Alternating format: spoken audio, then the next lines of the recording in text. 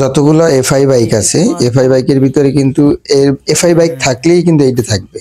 ঠিক আছে, এটার আমি বলি কলকি। এখন কে কি বাসায় কি বলে আমি জানি না, এটা আমি কলকি বলি। এখন এই কলকি কিন্তু সব বাইকেই থাকে, যেগুলা বাইক মানে ইলেকট্রিক কন্ট্রোল সেইগুলো কিন্তু সবগুলোই কিন্তু এটিএম সিস্টেম থাকে। এটা কিন্তু কার্বোরেটর সিস্টেম না, এটা কিন্তু ইনজেক্টর সিস্টেম। ইনজেক্টর সিস্টেম থাকলেই কিন্তু এইগুলো থাকবে, এই সেন্সরগুলো থাকবে। তাহলে আজকে এই সম্পর্কে আলোচনা করুন, চলুন দেখি।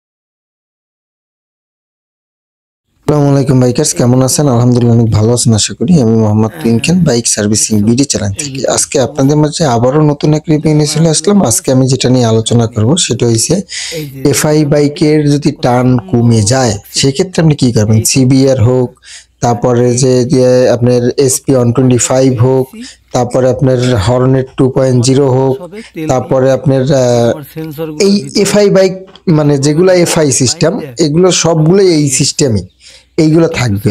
ঠিক আছে, এইগুলো যদি টার্ন বাড়াতে চান সেক্ষেত্রে ইনজেক্টর পরিষ্কার করার পাশাপাশি কি কি করতে হবে সবই আমি বিস্তারিত বলবো। তার আগে আমি বলতে চাই ভাইয়া, আমার চ্যানেল যদি ভালো লাগে অবশ্যই সাবস্ক্রাইব করবেন এবং আমার পাশে থাকবেন। আর আপনার কাছে এইটাই রিকোয়েস্ট যে ভাইয়া এত কষ্ট করে ভিডিও তৈরি করি, যদি আপনি আমার সাপোর্ট না করেন তাহলে আমি কিভাবে আগাবো? তাই বলেন আপনার ভাই, প্লিজ আপনি একটু আমার সাপোর্ট করেন।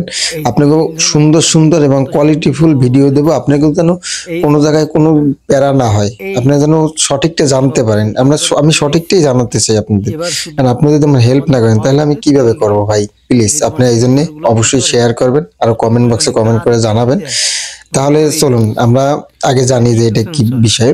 যে এই যে ইনজেক্টর যখন পরিষ্কার করবেন, ইনজেক্টরে তো মেশিন আছে, আর এই জিনিসটাও তার পাশাপাশি পরিষ্কার করতে হবে। 10,000 কিলো 20,000 কিলো গেলেই কিন্তু এই যে কলকিটা, আমি কলকি বলি, এই কলকিটা কিন্তু পরিষ্কার করতে হবে। এই যদি পরিষ্কার না করেন তাহলে কিন্তু আপনার কি হবে যে বাইকের টান কিন্তু থাকবে না। কেন টান থাকবে না? দেখেন আমার আটটা কিন্তু পরিষ্কার, যখন ভিতর দেব তখন কিন্তু দেখেন কি পরিমাণে কালি, একদম পুরো আস্ত কালি।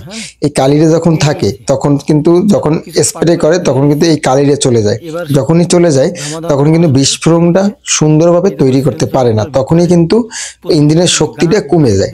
ঠিক আছে, আর এই সেন্সরের ভিতরে যে দেখেন গর্ত গর্ত, এগুলো কিন্তু কালি।